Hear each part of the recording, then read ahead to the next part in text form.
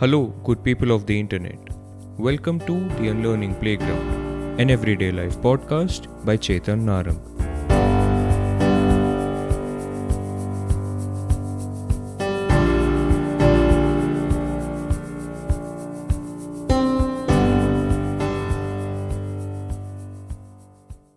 So, my good friend Rocco Jarman of Eyes Wide Open Life recently shared this very beautiful little article. Now, I have read a lot of pretty amazing literature, I would say, and every now and then you come across some verses that hit you right in the feels. That is what this article did for me. It was only a 2-3 minute read, I presume, and it's not that it was amongst the best pieces of literature ever. It was just that the core message and the way in which it was conveyed was just absolute class. And it was so much in resonance with what we talk about here on this podcast that I thought that I have to dedicate an episode to it. So, first, I'll pause so you can have a listen to my narration of the article and we'll continue on from there. The article is titled Unselfing. It's something about that prefix, right? Unlearning, unselfing. Anyway, let's get into it. Somewhere along the way, in the century of the self, we forgot each other. We forgot this vast and wonderful universe of which we are each but a tiny and transient wonder. We forgot that all creative work, be it music or mathematics, poetry or physics, anything we might call art, is a hand outstretched in the dark, reaching not for visibility, but for the light that lives between us, reaching for connection. We forgot what Whitman knew even as he proclaimed, I celebrate myself, that every atom belonging to me as good belongs to you. No word appears in his famous book Leaves of Grass more times than you. We are living through a pandemic of selfing, rampant self-celebration that mistakes applause for connection and likes for love. Social media companies are capitalizing on our native need for affirmation, exploiting our compromised immunity to manipulation at every turn.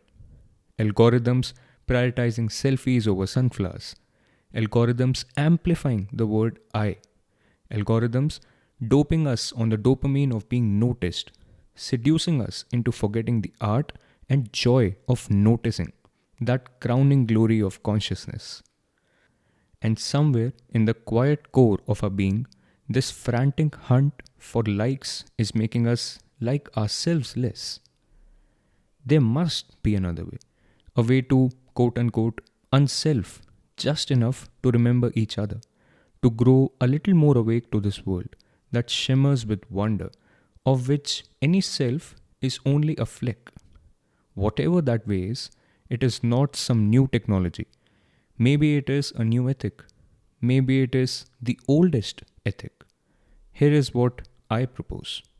As an experiment, for one continuous month, make the focus of one in every 3 things you share on social media, wherever you normally share, however regularly or irregularly you do, however many people you reach, something other than yourself or your own work, a friend's art project, a stranger's poem, a record by a musician you love, the tree shimmering with majesty and mystery in the morning light, someone in your community you admire, a bygone pioneer of something you value, a book that spun you on your axis, the lost cat craned by a neighbor's child, the new community garden a few blocks over, news of the dazzling galaxy discovered by the dazzling new space telescope a few million light years away.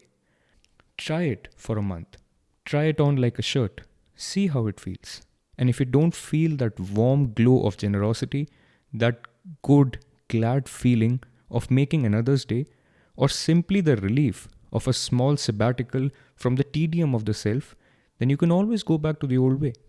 Wherever you land, it will not have been a wasted month. So beautifully written, right? I think what hit me the most was the author's recognition that, over the last, let's say, the last stretch of human history, we really have taken the idea of ourselves, our separate identities, our separate individualities, We have taken this idea too far out, so far out that even we ourselves can't really handle it anymore. And it has benefited us too. Don't really catch me saying that it's all for nothing. It's really benefited us. I mean, if you look at any previous generation and compare the level of luxury that we have, the level of comfort that we live in, it's just gigantic. Nothing compares to the level of comfort that we guys enjoy. But it's also come at a cost. And I think the biggest cost has been being separate from our true, genuine selves, our true, genuine, innate humanness. And I'll go out on a limb and say that it's also that we're separate from our true, innate divinity.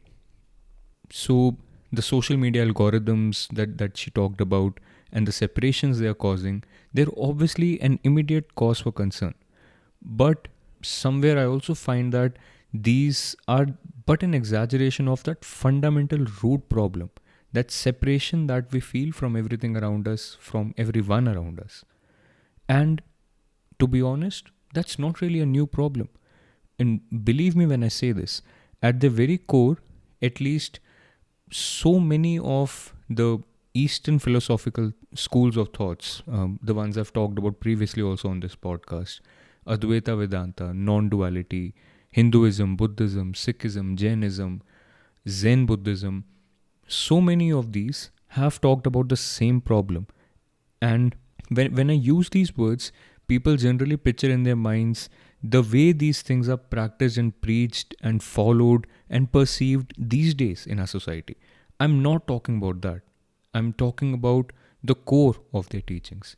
And the core of these philosophical schools of thoughts also centered around this idea of separation and the problem it leads to. But you see, that's the irony, that and it's almost laughable. Since the problem is so fundamental to the way we humans identify ourselves, how our egos work, that engulfs even these philosophies. Hear me out.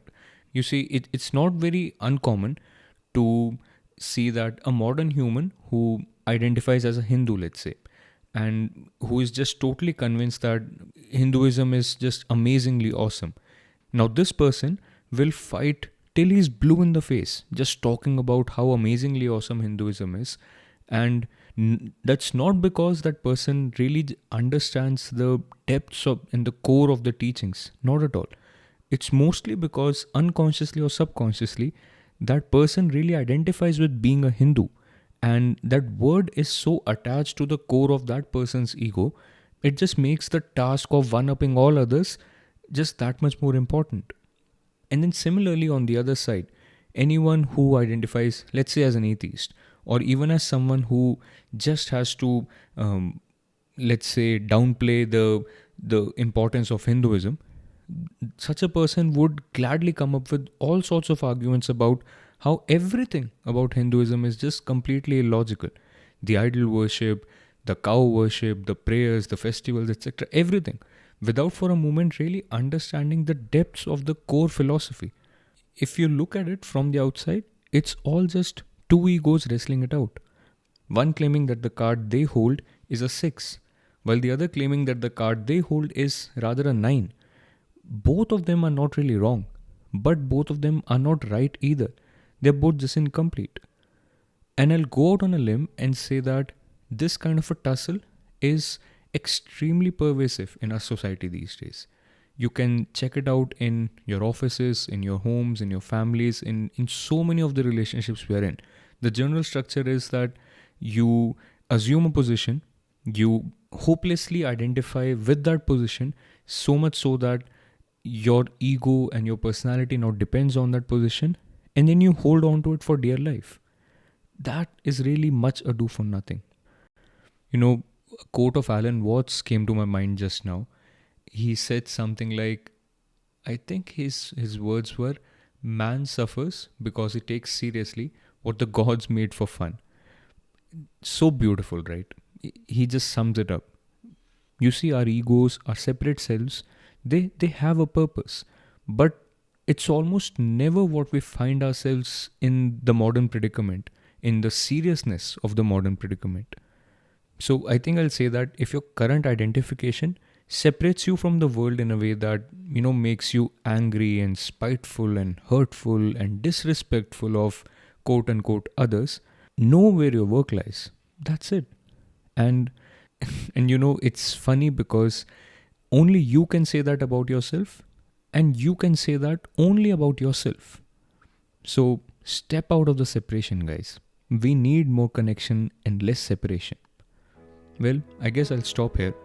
By the way, the name of the author of that article is one Maria Popova.